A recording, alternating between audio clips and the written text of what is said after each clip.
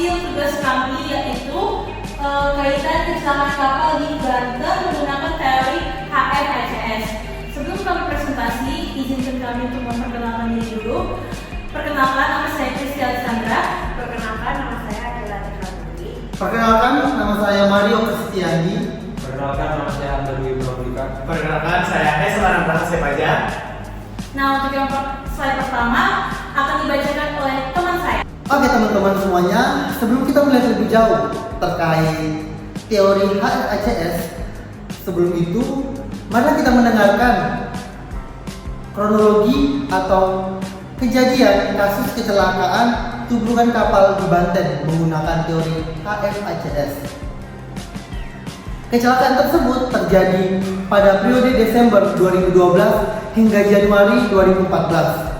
Kondisi ini dipicu oleh beberapa faktor, diantaranya faktor lingkungan, faktor pengawasan, faktor manusia, dan organisasi.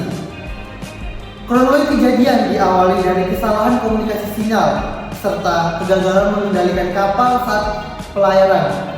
Kondisi tersebut diperparah oleh cuaca yang tidak mendukung dan karyawan atau awak kapal yang mengantuk saat melakukan pekerjaannya tersebut.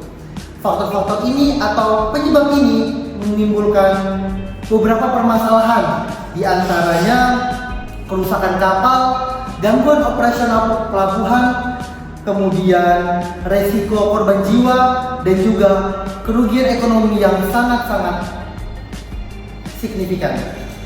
Selanjutnya, mari kita mendengarkan penjelasan dari teori HFICS. Saya akan menjelaskan tentang teori HFICS atau Human Factor Analysis and Classification System. Adalah metode analisis kecelakaan yang digunakan untuk mengidentifikasi penyebab kecelakaan berdasarkan faktor manusia. Teori HFICS ini dikembangkan oleh Shapiro and Wickman berdasarkan teori Swiss cheese model dari James Reason. HFICS membagi penyebab kecelakaan menjadi 4 tingkatan, yaitu yang pertama unsafe action, tindakan tidak aman yang dilakukan oleh pekerja atau operator.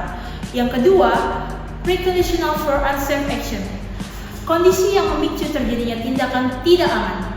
Ketiga, unsafe supervision, kesalahan dalam pengawasan. Yang keempat, organizational influence, pengaruh kebijakan dan sistem organisasi.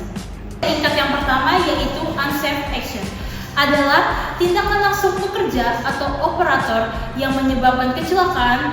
Tindakan ini biasanya berupa kesalahan atau error, atau pelanggaran atau violation terhadap prosedur kerja. Beberapa bentuk unsafe action pada kasus tersebut adalah: yang pertama, salah menilai kondisi sekitar; yang kedua, kesalahan menerima dan memberikan sinyal; yang ketiga, mengabaikan tanda bahaya; yang keempat, penyalahgunaan saluran radio; dan yang terakhir adalah gagal mengendalikan kapal. Nah, untuk tingkat yang kedua akan dijelaskan oleh teman saya. Nah, untuk tingkat yang kedua adalah prediction for unsafe action. Adalah kondisi tertentu yang mempengaruhi pekerja sehingga melakukan tindakan yang tidak aman. Dalam penelitian tersebut, prediction for unsafe action menyumbang 27% penyebab kecelakaan kapal. Faktor yang ditentukan antara lain yaitu cuaca buruk, lalu yang kemudian kerusakan alat navigasi, yang ketiga ada operator mengantuk, dan yang terakhir ada kelelahan fisik. Selanjutnya, tingkat ketiga adalah unsafe supervision, adalah kegagalan pengawas atau pimpinan dalam mengontrol pekerjaan sehingga meningkatkan risiko kecelakaan. Bentuk unsafe supervision, pengawasan tidak memadai, gagal memperbaiki masalah, perencanaan kerja yang salah. Pada studi kasus pelabuhan Banten, unsafe supervision menyumbang 13% penyebab kecelakaan. Contohnya, yang pertama, salah merencanakan jalur pelayaran, dan yang kedua, ketidaktegasan kepemimpinan. Oke, baik teman-teman, kita lanjut ke tingkatan yang keempat, yaitu organizational influence. Adalah pengaruh kebijakan budaya dan sistem manajemen organisasi terhadap keselamatan kerja. Dalam penelitian tersebut, organizational influence menyumbang 20% kecelakaan kapal. Faktor yang ditemukan antara lain yaitu yang pertama, perekrutan awak kapal yang tidak kompeten. Yang kedua, manajemen pelabuhan yang kurang baik. Serta yang ketiga, tidak melakukan evaluasi kerja yang baik. Nah, teman-teman, itu tadi ialah 4 tingkatan dari HFACS. Selanjutnya, saya akan membacakan kelebihan dan kekurangannya. Yaitu yang pertama ada kelebihan jurnalnya, menggunakan metode HFACS yang sistematis dalam menganalisis kecelakaan kapal. Yang kedua, data penelitian diperoleh langsung dari laporan kecelakaan dan wawancara awak kapal.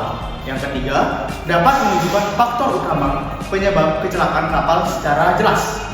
Selanjutnya saya akan membacakan apa aja sih kekurangannya itu. Yang pertama ialah jumlah responden penelitian masih sangat terbatas. Yang kedua, penelitian hanya berfokus pada pelabuhan Banten. Dan yang ketiga, kronologi kecelakaan belum dijelaskan secara rinci. Oke, baik teman-teman, mungkin selanjutnya akan dibacakan oleh teman saya. Baik teman-teman, selanjutnya kami mempunyai saran, yaitu yang pertama menambah jumlah responden dan lokasi penelitian. Lalu yang kedua, meningkatkan pelatihan serta pengawasan awak kapal. Lalu yang ketiga, melakukan perawatan alat navigasi secara rutin dan meningkatkan kebudayaan keselamatan kerja. Oke teman-teman, sampailah kita di kesimpulan dari hasil presentasi kami pada kesempatan ini. Kesimpulan yang dapat kita ambil dari hasil presentasi kami yaitu teori HFACS menjelaskan bahwa kecelakaan tidak hanya terjadi akibat unsafe action atau kesalahan manusia, melainkan merupakan hasil dari kegagalan sistem yang melibatkan tindakan pekerjaan, kondisi kerja, pengawasan, dan organisasi. Pada studi kasus tubrukan kapal di Banten, faktor paling dominan yaitu unsafe action. Namun, faktor lingkungan, faktor organisasi, dan faktor pengawasan juga memiliki pengaruh besar terhadap terjadinya suatu kecelakaan tersebut. Oleh karena itu, upaya pencegahan kecelakaan harus dilakukan secara menyeluruh, baik dari peningkatan keterampilan operator, perbaikan pengawasan, hingga perbaikan sistem manajemen organisasi, sehingga antara keempat faktor ini semuanya saling berkesinambungan dan saling berkaitan, sehingga tidak ada lagi kedepannya faktor kecelakaan yang sama terulang kembali. Sekian presentasi dari kelompok kami, kurang lebihnya kami mohon maaf dan sampai jumpa. Oke teman-teman, sekian presentasi kami dari kelompok 2 kelas 4. Kami berharap apa yang kami sampaikan dapat bermanfaat bagi